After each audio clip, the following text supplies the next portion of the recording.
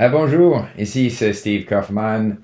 Pour ceux qui connaissent ma chaîne ici à YouTube, j'aime bien apprendre les langues, j'aime bien en parler dans mes vidéos. Si vous aimez ma chaîne, veuillez vous abonner, cliquez sur la cloche pour avoir des notifications. Aujourd'hui, je veux parler de l'écoute dans l'apprentissage des langues. Parce que pour moi, c'est, disons, la tâche dans l'apprentissage des langues. Et pour ceux qui ne me connaissent pas, j'en suis à ma 19e et 20e langue, c'est-à-dire l'arabe et le persan. Ce que je fais plus qu'autre chose, c'est écouter. L'écoute. L'écoute, pour moi, c'est l'outil, c'est l'arme essentielle dans la conquête de nouvelles langues. Pourquoi? D'abord parce que c'est très facile à faire. Je le fais le matin, quand je me lève, je fais des exercices. Le matin, j'écoute la langue. Je prépare le petit déjeuner, j'écoute la langue que je suis en train d'apprendre.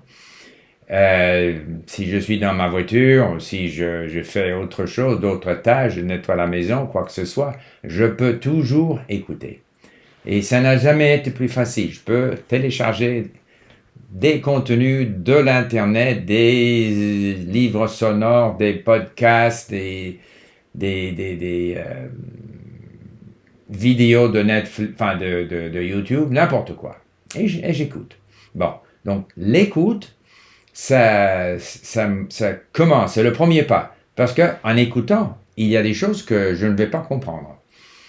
Là, je vais vouloir lire parce que je n'ai pas compris.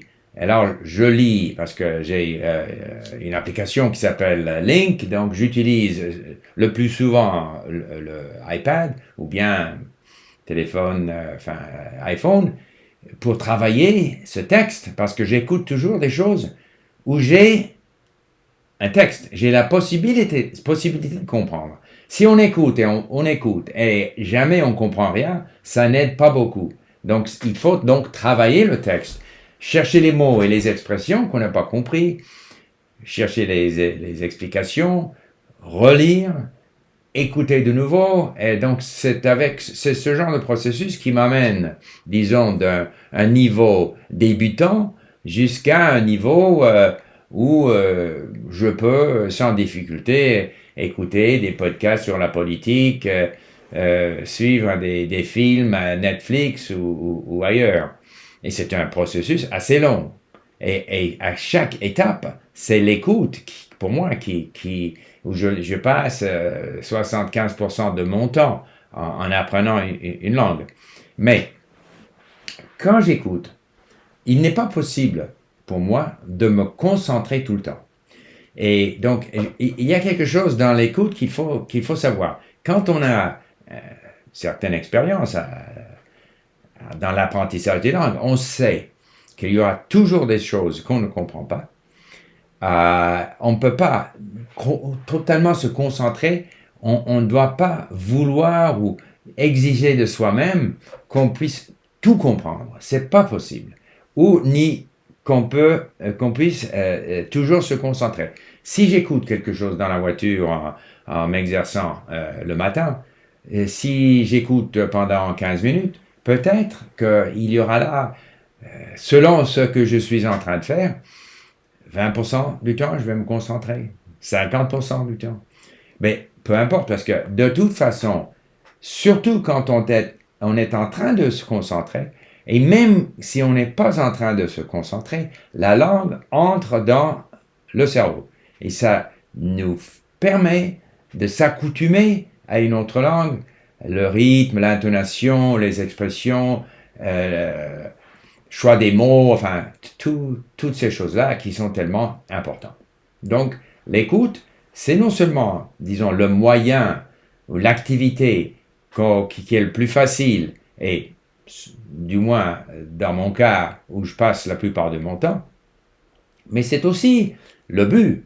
Parce que pour moi, la compréhension orale, c'est la chose la plus importante, c'est la première, disons, étape.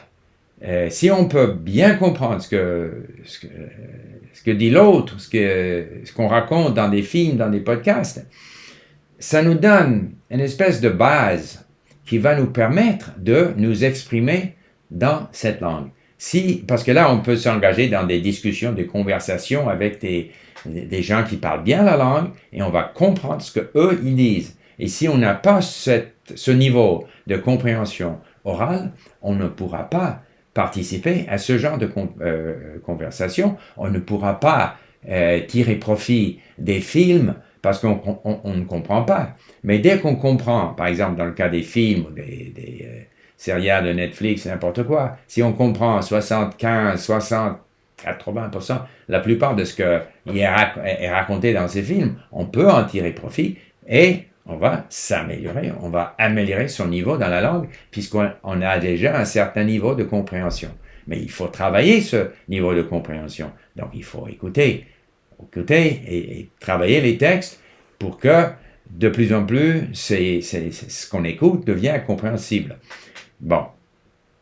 Une autre chose, on ne peut pas, c'est-à-dire si moi je commence dans une langue comme je l'ai fait pour l'arabe, le persan, le grec, le roumain, au début c'est du bruit là, je comprends rien, mais j'écoute des choses assez brèves et je cherche les mots et les expressions dans Link là, je lis et je réécoute et je relis. Et ça continue comme ça. Mais je ne vais pas. Et finalement, à la fin, je vais écouter la même chose. Parce qu'on a par exemple à Link les mini-stories, qu'on appelle les petites histoires avec beaucoup de répétitions. Je vais écouter la même histoire en arabe 30 fois. Mais pas 30 fois à la fois. C'est ça qui est important.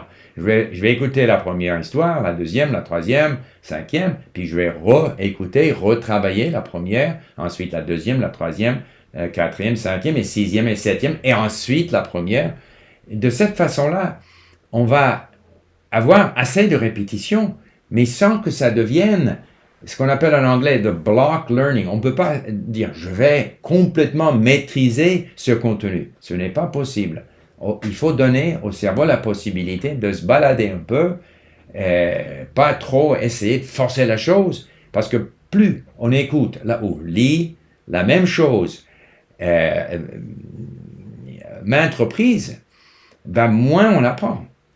C'est parce que, comme dit le fameux neuroscientiste allemand Manfred Spitzer, le cerveau a besoin de répétition, mais de nouveauté. Il ne faut pas uniquement donner au cerveau rien que de la répétition. Il faut aussi donner de la nouveauté. Le cerveau veut des choses nouvelles. Donc, il faut ménager un peu le contenu qu'on est en train d'écouter.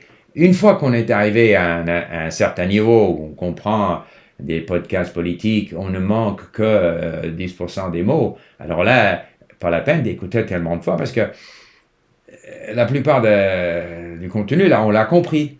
Mais au début, quand on a compris que 10 ou 20 ou 15%, et puis il faut lire et ensuite réécouter, etc. Alors là, il faut écouter beaucoup de fois, mais pas à la fois. C'est ça qui est important. Bon, qu'est-ce qu'il y avait encore à dire? Donc, il ne faut pas trop essayer de maîtriser. Il ne faut pas être frustré quand on ne comprend pas. Il ne faut pas être frustré si on est incapable de se concentrer. Par ailleurs,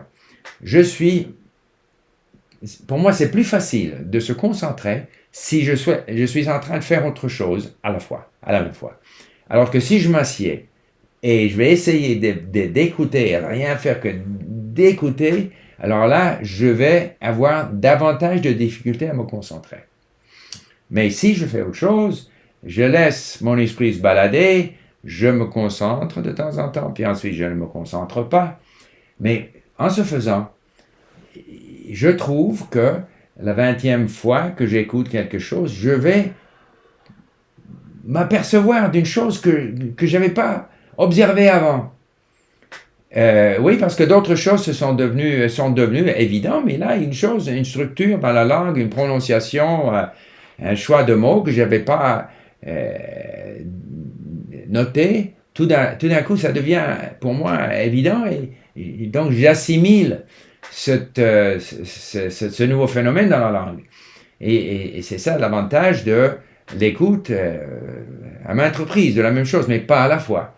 Alors qu'une fois qu'on est déjà plus avancé, alors là, j'écoute pour le plaisir. J'écoute pour le plaisir, j'écoute un audiolivre, un livre sonore, de la littérature, etc., dans les langues où je suis plus avancé. Mais de toute façon, l'écoute, et l'écoute, disons, organisée d'une façon intelligente et réaliste, je crois que c'est l'activité la plus importante dans l'acquisition des langues.